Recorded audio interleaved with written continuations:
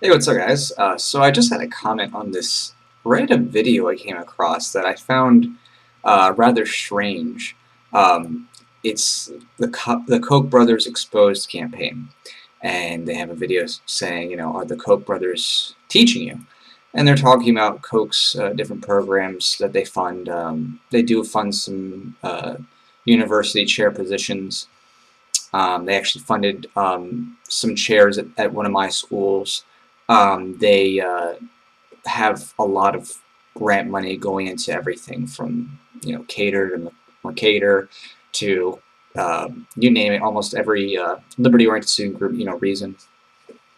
And this video, which you can look up, I'll put the link below, are the Koch brothers teaching you, is fascinating because, and I just want to take this from a very logical perspective because the video is so absent any logic whatsoever that it just boggles my mind. So let me explain.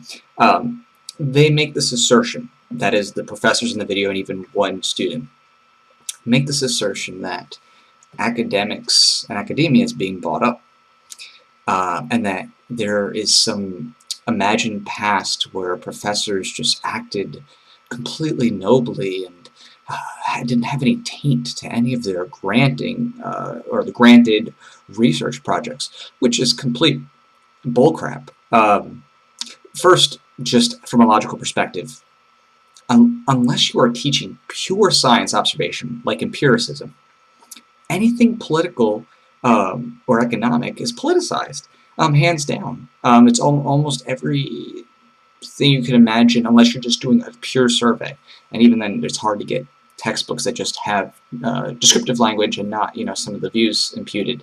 But talking about economic theories, much of the modern development of our scholastic system was the turn of the 20th century. If you do historical research on the Rockefellers and Carnegies and other major barons, they actually funded and founded a lot of the modern educational systems that we have today, and still to this day offer grant and scholarship programs that people can access. And they're a lot of the big influencers of the modern educational system, including as Rockefeller famously quoted, capitalism is, or competition is a sin, referring to capitalism, in saying that they don't want anybody to compete with them, and so the policies that they espouse and help to foster through their grants of early academia was to say that capitalism is wrong and to bring down a more free market economics. In other words, attack free market economics, support interventionism, support Keynesianism. And so these professors who are speaking in this video are completely bogusly implying that there is some pure angelic past of academia, like as if professors didn't have some other interests. And and beyond the point, and aside, a lot of the chairs that are funded are not tied to the actual topics that are taught. Based on my own research, having worked in development, the chairs and the people that were in these chairs at universities that are being funded were already libertarian or anarcho-capitalist, or at least just free market people. So very often what's happening is Koch is, after the fact, funding people who made it there who are already libertarian, keeping the spirit alive. So it's not really that they're changing anything. Now, of course, they do fund all sorts of student groups and stuff like that.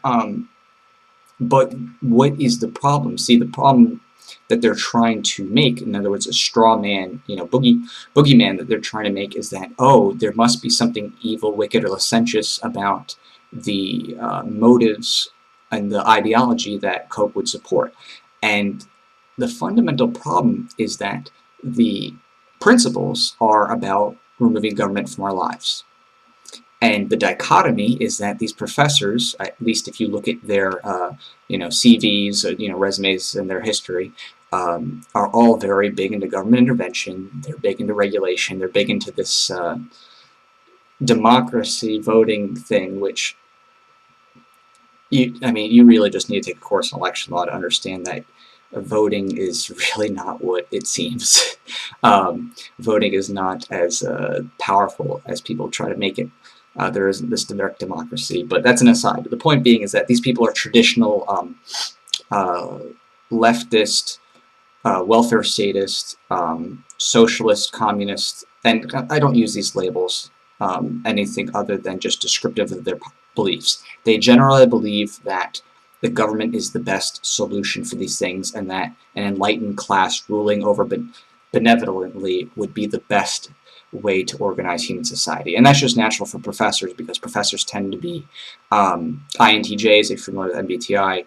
They like using their genius and theories to come up with ways to socially program people, naturally. It's just their thing.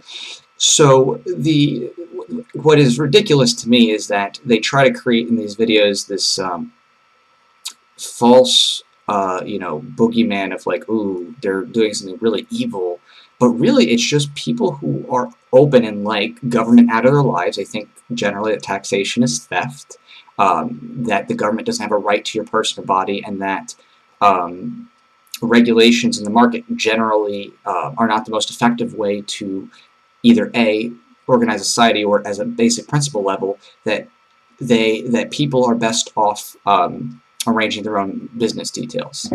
And that as a corollary, that when people turn over their decision-making to government, it makes them dumbed down, stupid, and generally apathetic to their living situations, because they think the government's always going to bail them out.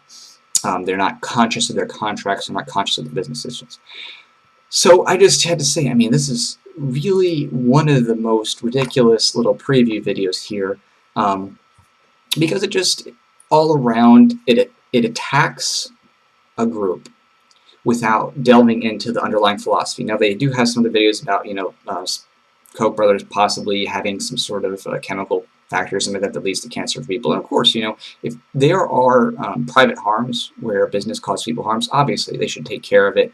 Whatever needs to be done to take care of it.